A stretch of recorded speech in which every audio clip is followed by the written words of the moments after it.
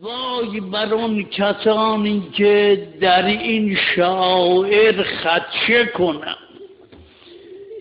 بیدار باشید مردم ایران، بدانید کوچکترین کلمه که شاعر حسینیه را سوز کند کمر خاتم النبیین رو میشکنه. این عزاداری ها، این سینه زنی ها، این زنجیر زنی ها باید به حد اعلا حفظ بشه. مسئله بازیشه که نیست. فقیهی فقها بر افتادن، فقیه ناینیه، فقیه بروجردیه، فقیه حائریه، فقیه اینانند که میگویند سینه بزنید، زنجیر بزنید، خون هم جاری بشه. این فقیه، فقاهت اینه دیگه. قوقایی از بحث اینجا.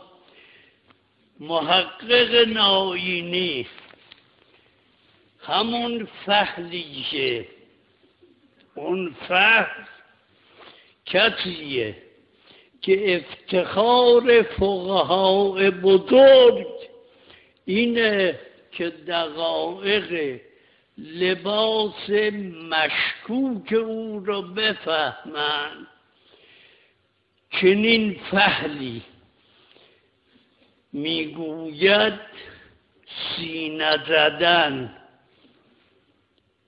زنجیر زدن برای سید الشهدا حتی اگر خون جاری بشه جایزه، جواز.